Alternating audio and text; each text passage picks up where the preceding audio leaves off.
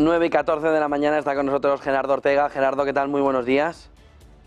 ¿Qué tal? Buenos días. ¿Cómo estás, José Antonio? Bueno, ¿cómo ves una fotografía que el inversor ya no sabe si ver como alcista infinita o miedo de altura? Pero al final es que no tiene tampoco miedo de altura, esto no para. Bueno, eso en Estados Unidos, porque en Sí. Europa tuvimos la semana pasada una caída inquietante. Es verdad que darle la vuelta a una tendencia es muy complicado, tienen que pasar muchas cosas, ¿no?, para poder ver esto, pero sí que es verdad que lo he visto la semana pasada. Bueno, pues se sale un poquito fuera de lo normal, lo que venimos viendo en Europa, ¿no?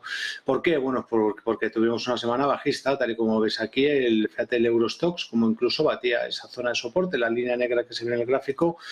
La parte positiva es que el DAX no ha hecho lo propio, es decir, digamos que es la situación de espejo que se producía por la parte de arriba. Recuerda que habíamos comentado también semanas atrás que el DAX había superado los altos, no lo había hecho el Eurostoxx, y que simple y llanamente que eso es una divergencia, y de momento, tal y como se está resolviendo, lo está haciendo con una lateralización, y ojo con la divergencia en estos momentos contraria, que es alcista. Es verdad que esto ha sido sobre todo provocado independientemente de las causas, ¿no?, porque yo no tengo muy claro que las elecciones presidenciales en Francia, pues en fin, sean o puedan llevar, ¿no?, primero a cuestionar a la zona euro, tal y como he podido escuchar, y por otra parte a que puedan tirar a las bolsas definitivamente a la baja, entre otras cosas por lo que está pasando en Wall Street. Cierto es, insisto, que lo visto bueno, pues en los bancos europeos también, pues hemos tenido una caída muy importante. Fíjate, el SX7E, la gran vela, el SX7R, que incluye valores fuera de la Unión Monetaria, pues también hemos visto, hay ventas, ¿no? Mi impresión, pues que el DAX no pierda esa zona. Lo que no quiero es que se me alineen a la baja, es decir, que el DAX no se vaya por debajo de los 17.600 puntos. De hacerlo, pues entraríamos en fase de reacción. Pero claro, visto lo que está pasando en Wall Street, pues... Pero, Gerardo, bueno, una matización. Son legislativas, no presidenciales en Francia, es decir, no O se cambia legislativa, Macron. sí. Pero Perdóname. lo que estás diciendo es que esto llama arrebato al inversor bajista. ¿Crees que hay Bueno, un cambio de tendencia en Europa? lo que estoy diciendo es que Europa está amenazando con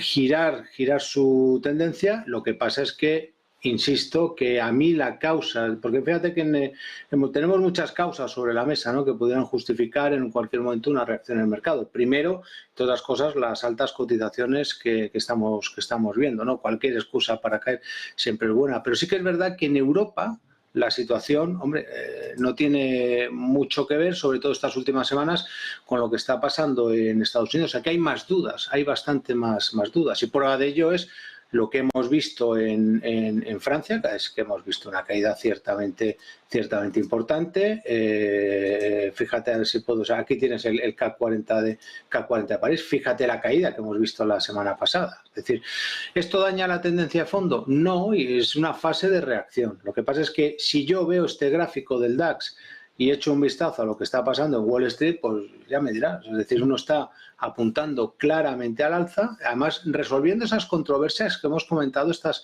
semanas atrás. Fíjate que yo una de las cuestiones que más me inquietaba era precisamente que el Nasdaq Composite no superaba esos máximos de enero 2022, esa línea negra horizontal que estamos hablando de una resistencia de 2 años.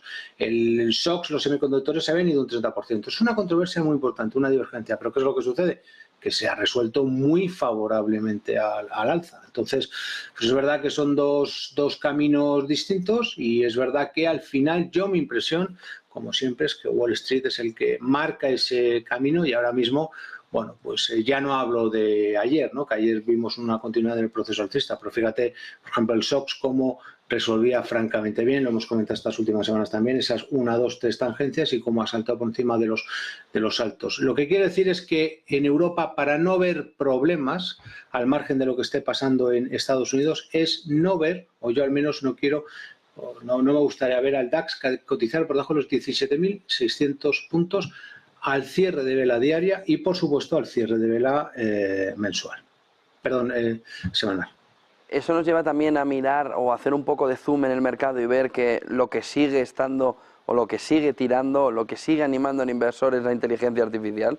Es decir, son semiconductores, nos ponías el gráfico del SOX, ¿no? de los Sí, sí, sí. semiconductores. Es decir, no es solo, es decir, no es todo el SP500, no es todo el mercado, es tecnología, tecnología, tecnología y más tecnología. Sí, lo que pasa es que esto acaba tirando finalmente del mercado. Es decir, cuando yo veo fíjate, yo he hecho un vistazo al gráfico de largo plazo, fíjate, esto es el Nasdaq arriba, los semiconductores abajo, esto es simple y llanamente alcista, esto no tenemos resistencias. Digo que la resistencia, ojo, que tenían los semiconductores era la que les daba, ojo, el Nasdaq Composite. Pues fíjate que trabajando por correlaciones. Y es verdad que el mercado reconocía esa resistencia con la caída que vimos semanas atrás durante el mes de abril, pero de nuevo se vuelve a imponer. Yo puedo ver y plantearme y decir, bueno, en el caso del SP500, que no todo el mercado es SP500, pero fíjate que esos altos del año 2022 también han sido superados por parte del SP500, también han sido superados por parte del Dow Jones. Estamos viendo todas las partes del mercado. O sea, a donde quiero ir es que la tecnología no es el futuro, es el presente, es quien está liderando las alzas.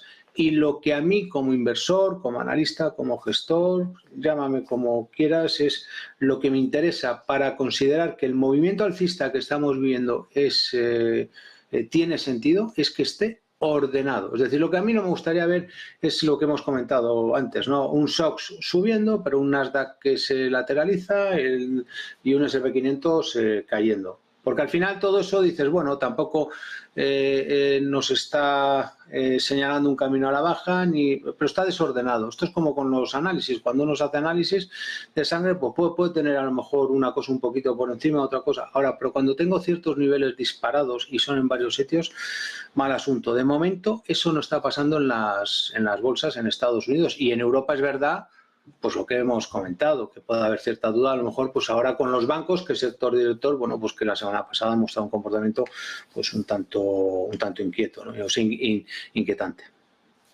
¿Se ha pasado el tiempo del oro o simplemente está esperando, Gerardo?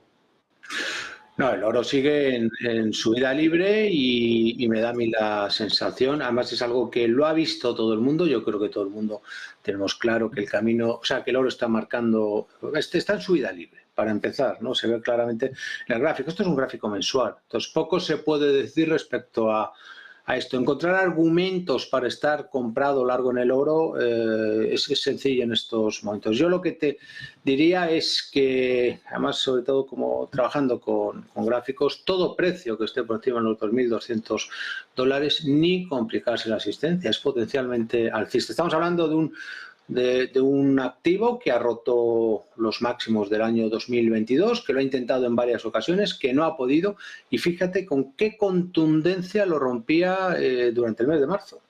Esto lo que nos está diciendo es que lo más probable es que siga subiendo. La cuestión por abajo es cuál es el límite que yo tengo, ¿no? Porque también aquí, claro, hablar de cuándo considerar que el oro ha finalizado el alza, eso está en subida libre, es como hablar del Nasdaq o del SP500. A veces es un tanto absurdo plantear estas situaciones.